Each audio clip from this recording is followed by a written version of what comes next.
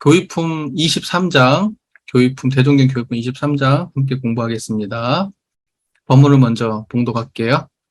대종사 말씀하시기를 나의 교화하는 법은 비하건대 나무의 가지와 잎사귀로부터 뿌리에 이르게도 하고 뿌리로부터 가지와 잎사귀에 이르게도 하나니 이는 각각 그 사람의 근기를 따라 법을 베푸는 연고이니라. 이렇게 나왔네요.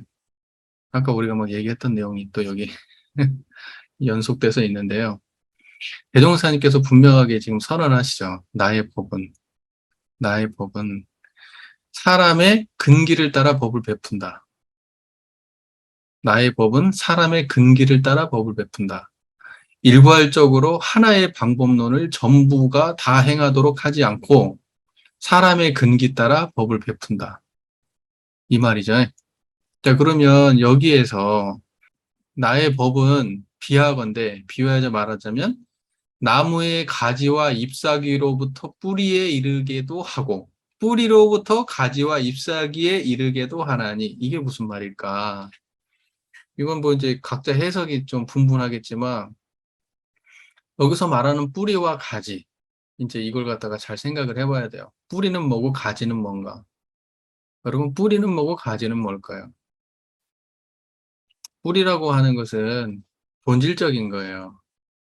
가지라고 하는 것은 뭐냐면 주변적인 거예요. 그러니까 뿌리라고 하는 것은 본원에 관련된 이야기고 가지라고 하는 것은 그 본원에서부터 드러난 입장이 가지예요. 우리로 따지면 이런 거예요. 인과보험과 불생불멸. 인과보험을 설명하면서 불생불멸에 이르게도 하고 불생불멸을 통해서 인과보험을 드러내기도 한다 이거예요. 무슨 말인지 아시죠? 대부분의 사람들은 뭐가 쉽죠? 법문 중에? 불생불멸이 쉬워요? 인과가 쉬워요? 지금까지 뭐 대부분의 뭐 어디 가도 법문 그러면 다 인과법문이죠. 인과. 또 인과도 수준이 또 천차만별이에요. 인과를 이해하는 수준도.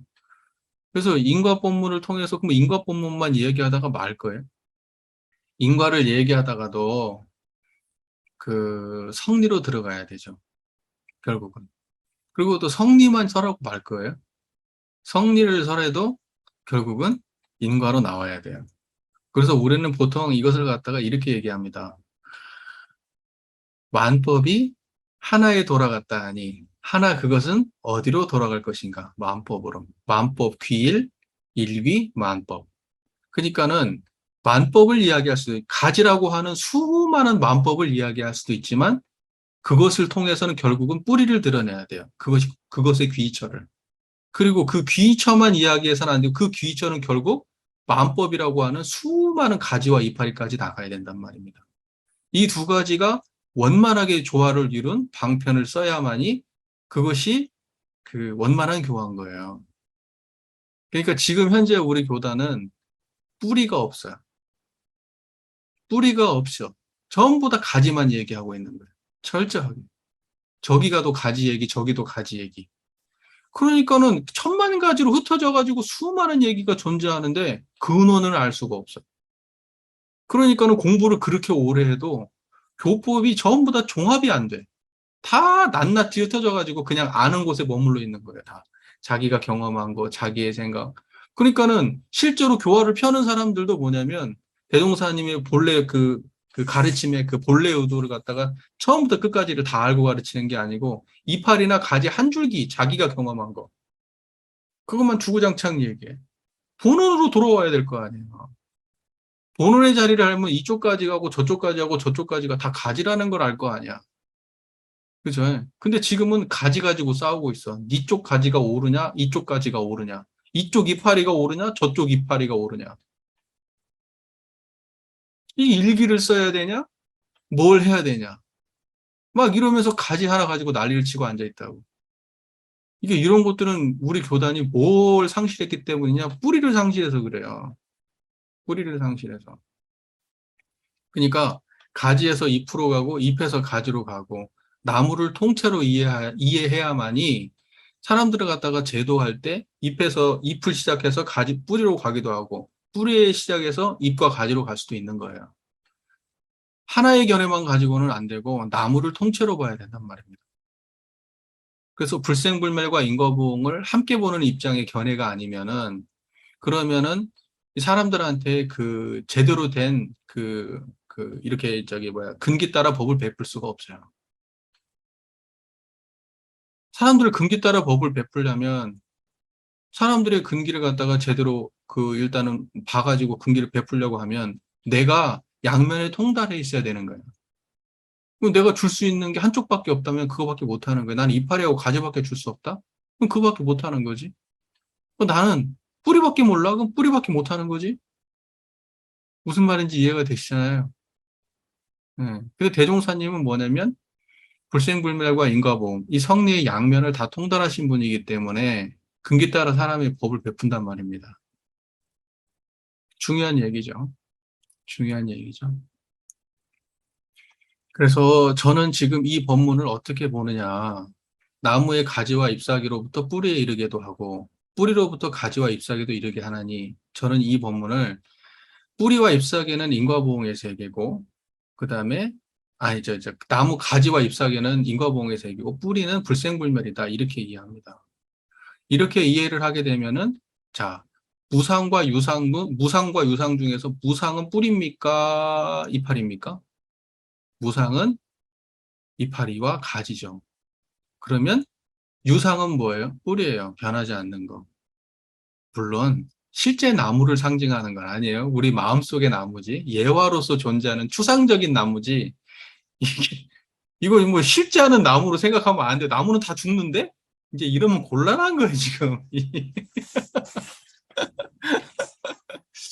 예. 그 다음에 우리 개성에 따지면 유는 무로 무는 유로 돌고 돌아 할 때 유는 변하는 자리, 무는 불변하는 자리라고 설명하시죠. 변하는 자리는 이파리와 가지 것이고 무라고 하는 불변하는 자리는 뿌리를 말하는 걸 거예요. 그러니까는 이게 우리가 원불교에서 주는 전체거든요. 전체. 유와 무 또는 유상과 무상. 이것이 원불교가 주는 전체. 불생불멸과 인과보 이게 전체거든요. 이거 말고 다른 거 없어요. 원불교에서 하는 거. 나머지는 수많은 가지들에 불과한 거예요. 수많은 가지.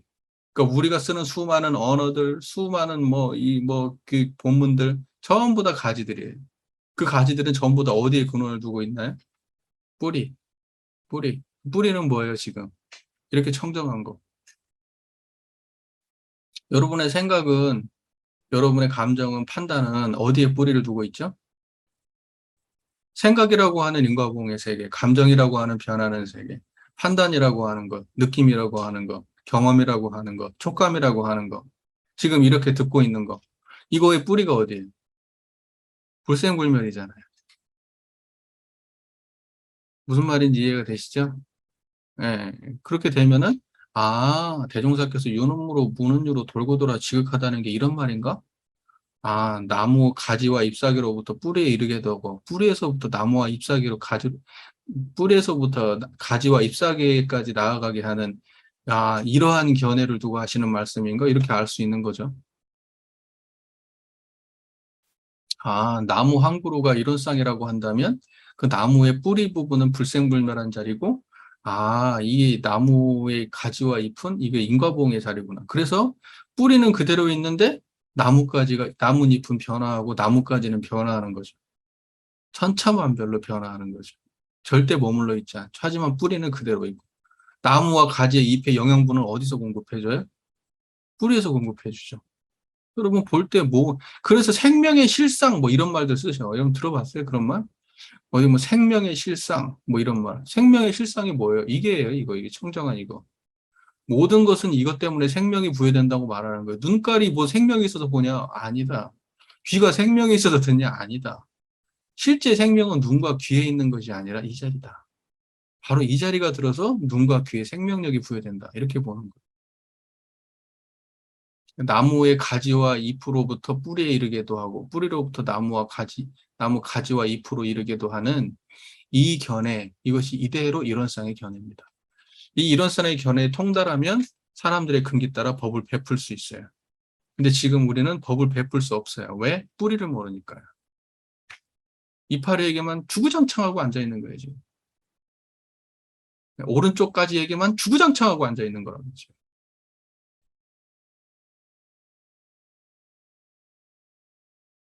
자, 그러니까는 여기 계신 분들도 나무 전체를 보시기 바랍니다.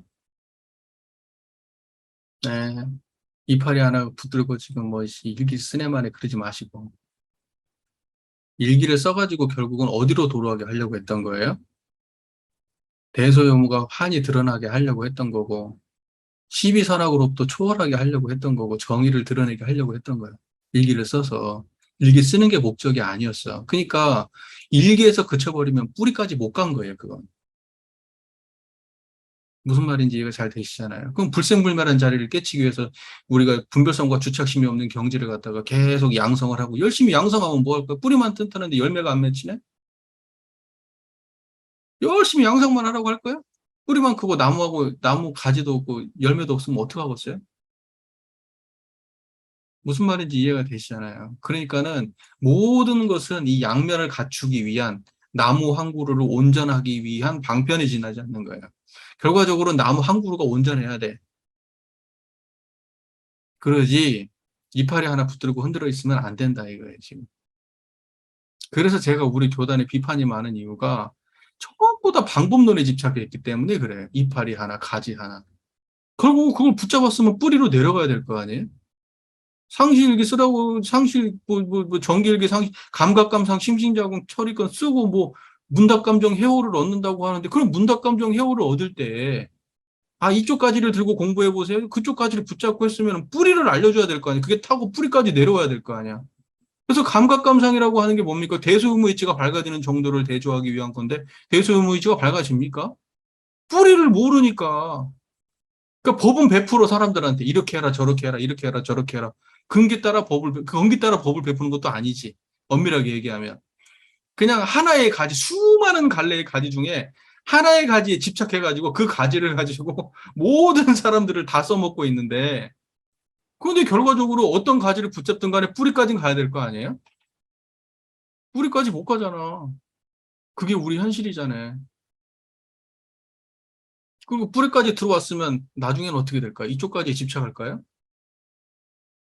이쪽까지 집착 안 해. 일단 뿌리까지 들어왔다 하면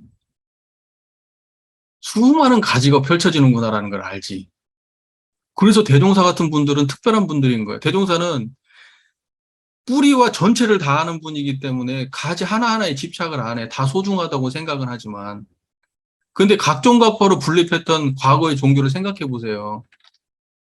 이거 하나가 경전은 경전이면 경전 하나 교정이면 경전 붙잡고 공부하고 율정이면 뭐 계율 지키고 연불정이 연불을 하고 선정이면 뭐 저기 하고 그렇게 해가지고 자기네들이 집착해 있는 하나의 방법 아니고 나머지로는 성불할 수 없다고 선언을 해버린다고. 근데 대종사님은 뭐라고 얘기해요? 그 수많은 가지를 타고 어디로 들어온다고 얘기해요? 뿌리로 들어온다고 얘기해요. 결국 그 수많은 것이 재불재성의 본이 한 자리에서 만난다. 그게 대종사님이 교법의 총서에서 밝혀주신 내용이에요. 그 철저하게 대종사님의 깨달음은 수많은 가지들 어떤 것도 버리지 않아. 하지만 어떤 거에도 집착하지 않아. 뿌리까지 들어가 본 사람은 그렇게 할 수 있어요. 그러니까 뿌리를 모르는 사람은 가지 하나, 두 개 붙잡고 그거 아니면 안 된다고 소리치고 앉아 있다고. 무슨 말인지 아시겠죠?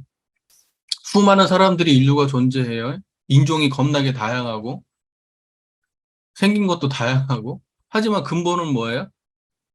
그 근본은 뿌리 하나란 말이죠.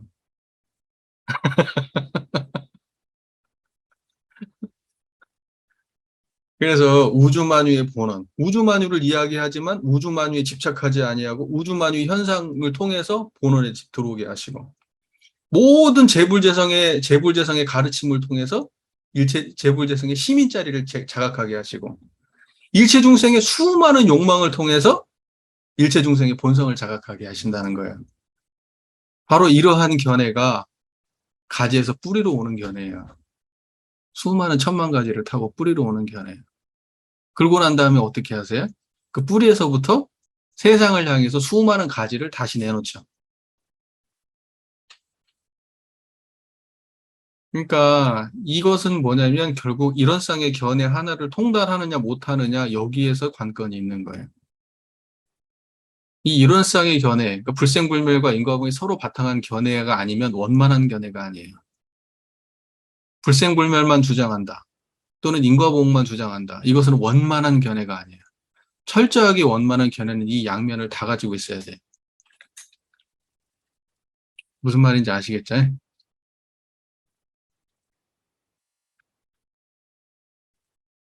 이 정도 하죠? 법문들을 이제 저렇게 얘기하잖아요. 이제 비유를 통해서 설명을 하는데, 대종사께서는 이제 나무를 통해서 설명을 하시는데, 이제 우리가 이야기하고자 하는 답은 이미 알고 있어요. 뭐 우리가 알고 있는 범위를 초월해가지고 갑자기 생뚱맞은 데서 답이 나오지는 않아요. 결과적으로 이론상과 사안사고 상합할조 안에서의 이야기죠. 논리 구조가 어느 정도 맞아떨어지면 틀렸다고 얘기하기는 어려워. 내가 어느 정도 설명을 하는 데 있어서 맞아떨어지면 틀렸다고 얘기하기는 어려워. 그러니까 내가 설명하는 방식은 내가 설명하는 방식에 불과한 거지. 이것이 대동사께서 내가 이렇게 설명해서 대동사, 네 말 맞아. 아니야, 네 말 틀렸어. 나는 원래 그런 의도는 아니었어. 야, 너는 좀 축소 해석했는데, 야, 너는 좀 너무 과하게 해석했는데? 모르지. 그건 대종사님이 살아계신 게 아니고 우리 감정받을 수 없으니까. 하지만 이 말씀의 의도가 정합하면 설명이 해석이 정확하면 받아들일 수 있는 거라고 생각해요. 그러니까는 이 교무님이 이제 예를 들면은 나는 이런 식으로 생각해 봤다. 괜찮은 걸 수도 있어요. 이것은 지금 나의 설명은 그냥 나의 설명에 불과한 거니까. 나도 예전에는 이런 걸 설명할 때 이론상의 이론상의 양면, 이것을 갖다가 이렇게 정확하게 인지 못했다고 한다면 아마 다르게 설명했을 거예요. 저는 웬만하면은 이론상 안에서 해석하려고 노력해요. 이론상 안에서 해석하려고 노력하는 나의 입장이 있어서 그러는 거예요. 왜냐하면 우리 교단이 교리를 해석하는 그 견해에서 이론상이 빠져 있어요. 절대적으로 빠져 있어요. 절대적으로. 이건 뭐 거의 맞을 거예요. 절대적으로 빠져 있어요. 그래서 저는 우리 교리 해석에 이론상을 집어넣고 싶어요. 그게 나의 욕망과 나의 의도예요. 그래서 의도적으로라도 더 많이 해. 대종사께서는 꼭 그런 식으로 설명한 건 아니었어도 저는 그 말 속에서 이론상으로 설명한 만한 요소를 찾아내서 더 이론상으로 설명하려고 노력하고 있는 거예요. 제 의도를 조금 이해하시면 좋을 것 같아요. 그리고 그, 그 설명이 나쁘지 않잖아. 네. 네. 이 이론상에 대한 이해가 있는 분은 지금 이 말이 한 큐에 쫙 그냥 깔끔하게 이해가 될 거고, 아마 이거 영상으로 올리는데 어떤 분이 볼 때는 또 이게 이해가 안 될 수도 있어요. 무슨 말인가 저게. 불생불멸을 뿌리로 보고 뭐 이게 근데 이론상에 대한 이해가 있는 분은 이게 상당히 정확한 설명이구나 라고 이해할 수도 있어요. 아니 아주 어떻게 보면 사소한 걸 수도 있고, 근데 이제 저는 다 걸려요. 아주 사소한 건데 저는 다 걸려. 내가 그물막이 되게 촘촘해요. 그래가지고 뭐 그냥 아무렇지도 않게 얘기해도 저는 다 걸려요. 근데 원불교는 운명론적 해석을 하면 안 돼요. 운명론적 해석. 인과는 철저하게 운명론이 아니에요. 운명론적 해석을 하면 안 되고, 두 번째, 목적론적 해석을 하면 안 돼요. 목적론적 해석. 그러니까 우리의 삶이 목적이 있어서 이래. 이런 해석을 하면 안 돼요. 제가 이렇게 얘기하니까 바로 알아들으시죠? 네. 그래서 뭐 이렇게 저렇게 목적론적 해석을 하지? 목적론적 해석은 기독교에서 하는 거예요. 하나님이 이 세상을 창조할 때 이유가 있었다, 목적이 있었다. 그래서 결국은 하나님의 뜻을 위해서 모두가 가고 있는 거예요. 하나님의 역사를 위해서. 이게 목적론적 해석인데 불가에서는 철저하게 목적론적 해석이 없어요.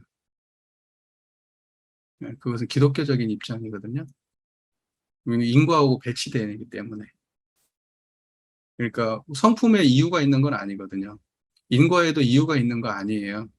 다만 그 인연과의 원리 속에서만 지금 결과가 존재하고 지금 결과를 어떻게 하느냐에 따라서 미래가 달라질 뿐이지 앞으로 뭐 수십만 년 후에, 뭐, 수백 년, 수천 년 후의 모습을 누가 주재하기 때문에 그렇게 되는 게 아니에요. 부처의 의도가 있거나 이런 게 전혀 없어요, 원불교는. 그러니까, 목적론적 해석을 하면 안 된다. 불생불멸을 우리가 전제하는 이유가 있어요. 불생불멸을 인과보응의 배경에 놓는 이유는 뭐냐면, 불생불멸이라고 하는 건 그 안에 뜻이 없기 때문이에요. 목적도 없어요. 다만 있는 그대로 드러낼 뿐이에요. 불생불멸의 자리는.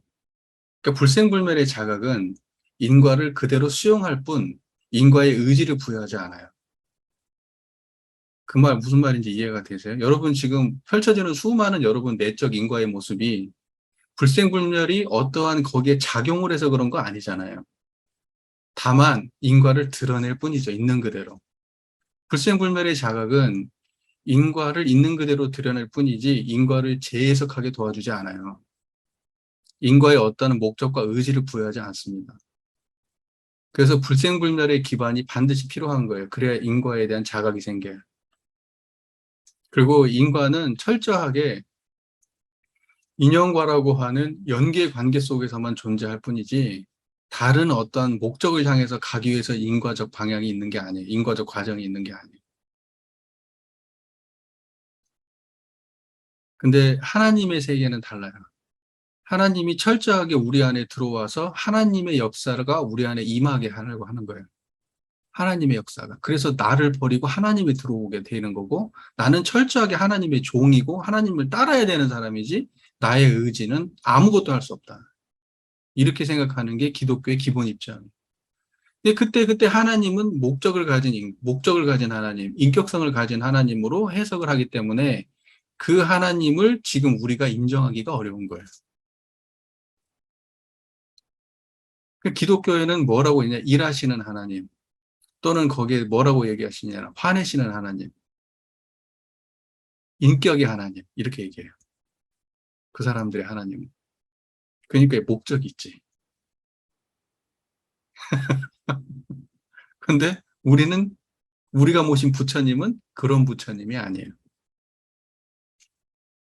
근데 자꾸 우리의 어떤 인과적 해석이 어떤 목적이 있어서 내가 태어난 것이, 내가 이 부모를 만난 것이 어떤 목적이 있어서 아니에요.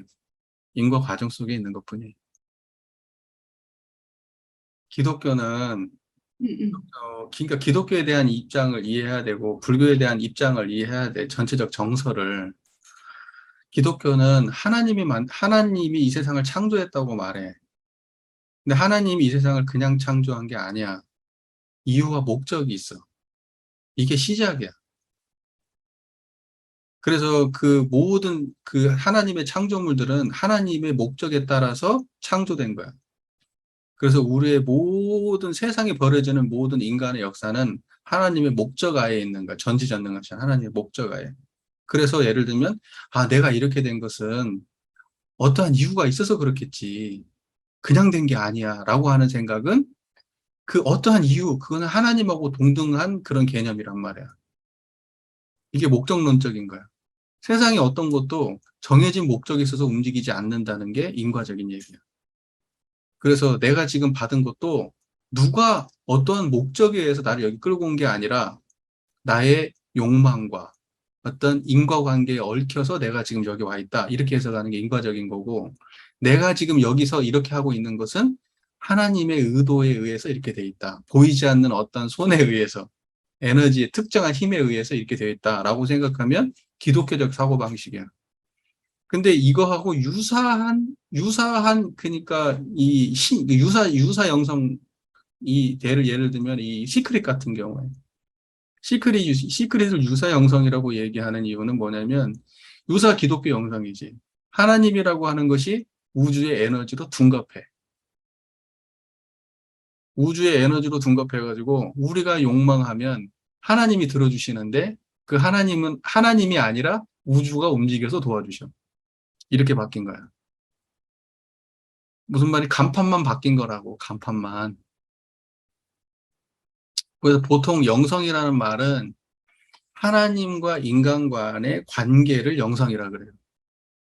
그래서 보통 영성은 기독교 영성을 기반으로 한 거예요, 다. 그러지 이 불가에서 하는 영성은 그런 영성이 아니야. 무슨 말인지 제 말 이해되세요? 또 영성이라고 하는 거 신비 체험을 영성으로 이해하는 사람들이 있어. 이것도 유사 영성이야. 제가 볼 때는 다. 그리고 기독교적 기반으로 한 영성들도 유사 영성이다. 우리 입장에서 볼 때. 그러니까 우리 입장에서의 영성이라고 하는 것은 철저하게 이 불성의 자각, 이걸 영성이라고 봐야 된다는 거예요. 갑자기 말이 막 새는데 중요한 것은 뭐냐면 기독교적 이해에서는 하나님의 목적을 통해서 이 모든 것이 창조되고 그리고 멸망을 하는 것까지도 다 하나님의 목적 안에 있다. 그러한 사고방식을 가지고 우리의 삶을 이해하는 것, 이러한 태도가 묻어나는 언행을 내가 지금 지적한 거야. 그러니까 뭐냐면 우리는 생각보다 우리가 알고 있는 것과 내가 지금 이성적으로 이해하는 것과 나의 행위가 일치하지 않는 경우가 많아요. 이게 일치돼야 되는 건데 그렇게 일치가 안 돼. 그러니까는 그 과거에 내가 익숙한 것을 벗어내기가 그 쉽지 않아. 어려워. 그러니까는 다 지금 여기 계신 분들도 다 그렇게 삐져나오지. 다 자기가 가진 습성들이. 근데 철저하게 고민해 봐야 될 것은 과연 이 생각이 우리 교법에 맞는가? 이 판단이 우리 교법에 맞는가? 이제 이런 걸 갖다가 스스로 점검해 봐야 돼. 점검이 스스로 안 되면 물어야지. 나같이 그물이 촘촘한 사람한테.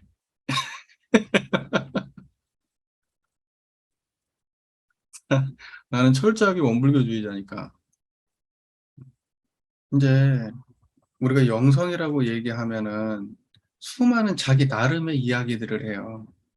어떤 사람이 말하는 영성은 되게 신비주의적인 영성, 어떤 사람은 기독교적인 영성, 어떤 사람은 되게 힌두교적인 영성, 막 이렇게 그러면서 영성이라고 하는 것이 구체적으로 정의가 있냐? 정의가 없어요. 기독교인들이 말하는 그 영성에도 각자 천차만별로 다르기 때문에 정의가 없어요. 다만 어떠한 권위 있는 사람이 말하는 게 정설이 되겠지. 중요한 것은 뭐냐면, 왜냐하면 기독교에서 하나님의 존재를 누가 정확하게 아냐고. 그러니까 무슨 영성을 말을 해요. 그러니까 뭐냐면 기독교 영성이라는 건 결국 하나님의 임재를 체험하는 거거든. 그게 영성이겠지. 내가 어떠한 특정한 그 제도권에서 교회를 가야만 하나님을 만날 수 있냐? 아니다. 하나님을 만나는 것은 내가 어디에선지 만날 수 있다. 교회가 아니어도, 교회 율법이 아니어도, 항상 하나님을 나는 만날 수 있다. 그럼 이런 태도를 영성적인 태도라고 말하는 거예요.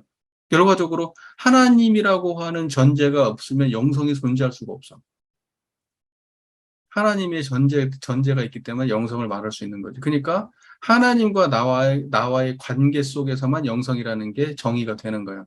그런데 그 하나님을 정의하는 사람들의 내적 태도가 다 다르단 말이야. 그렇기 때문에 실제 영성이 무엇인지는 아무도 몰라. 중요한 것은 뭐냐?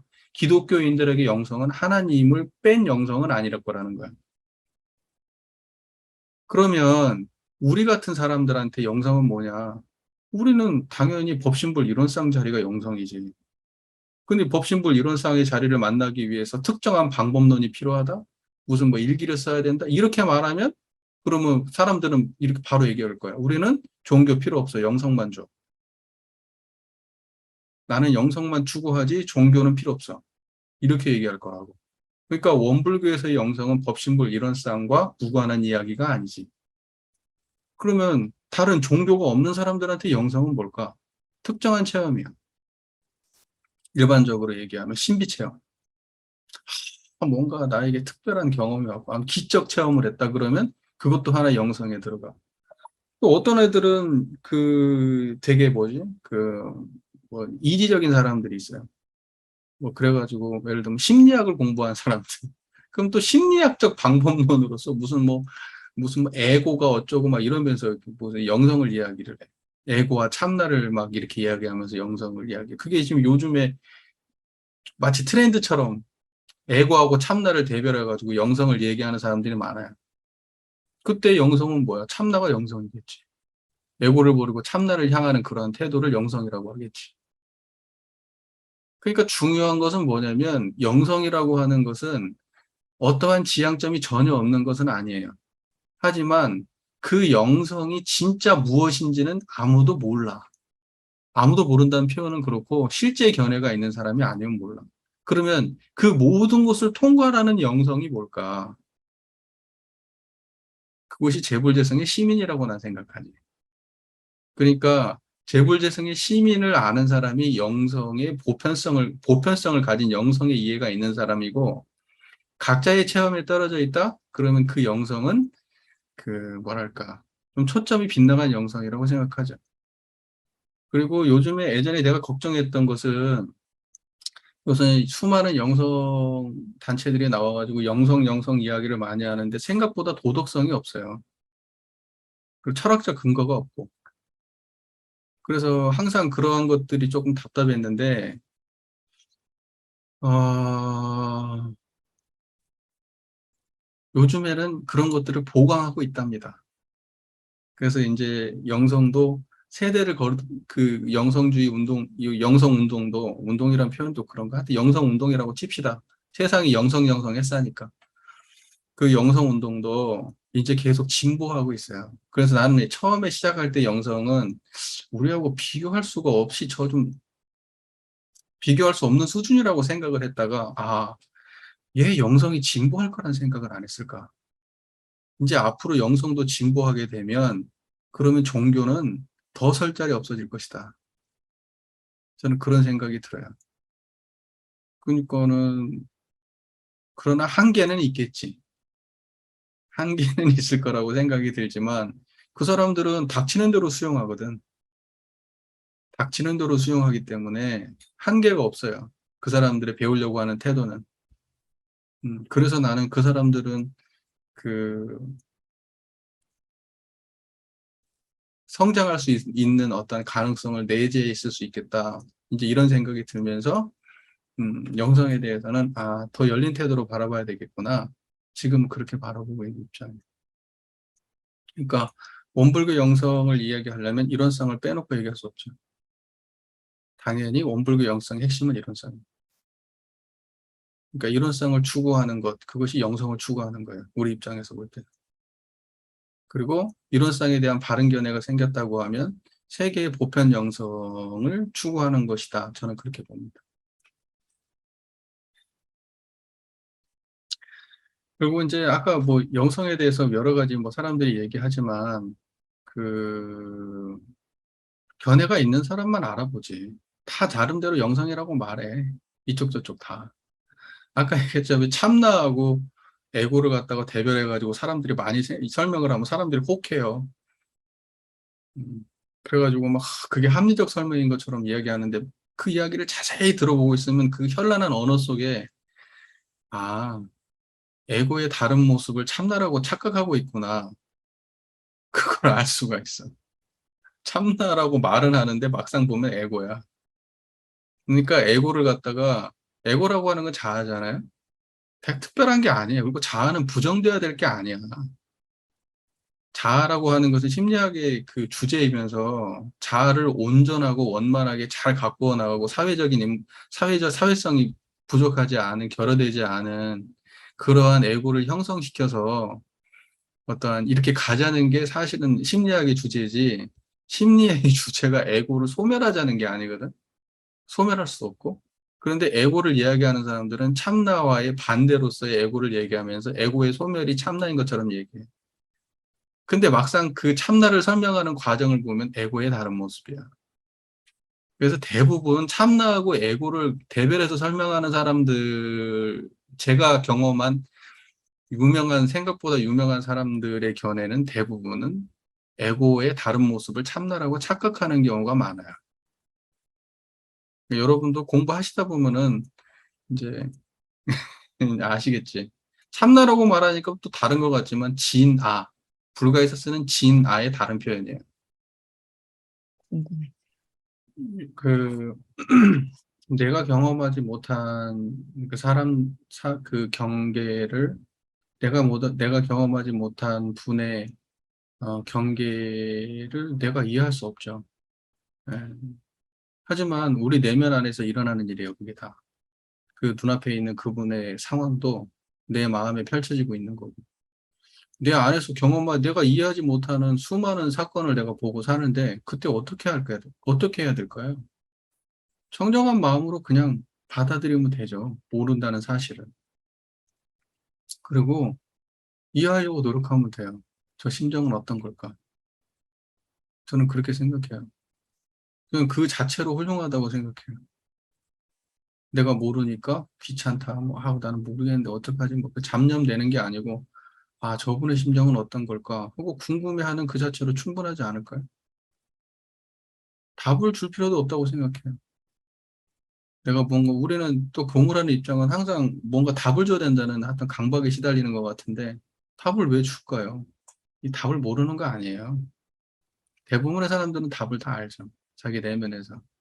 이것을 내가 무슨 뭐 한순간에 하나님이 내려와가지고 어떻게 해줄 수 있는 것도 아니고 그분이 스스로 자기 인식을 할 수 있도록 가만히 들어주시기만 하는 것만 해도 훌륭하지 않을까 싶은 생각이 들어요. 그래서 뭘 노력하려고 하지 마시고 그분의 마음을 터놓고 나한테 얘기할 수 있다고 한다면 그냥 그분의 말씀을 가만히 경청하고 감정이 일어나면 내가 공감하고 뭐 공감하고 이해가 안 되는 부분은 묻기도 하고 그렇게 대화하면 되지 않을까? 뭐 내가 특별히 뭐 치유자가 되려고 노력할 필요 없을 것 같은데 그냥 대화하고 싶어잖아요. 그분은 그냥 나하고 대화하고 싶으실 거예요. 그 대화를 하는 동안 스스로 치유할 거고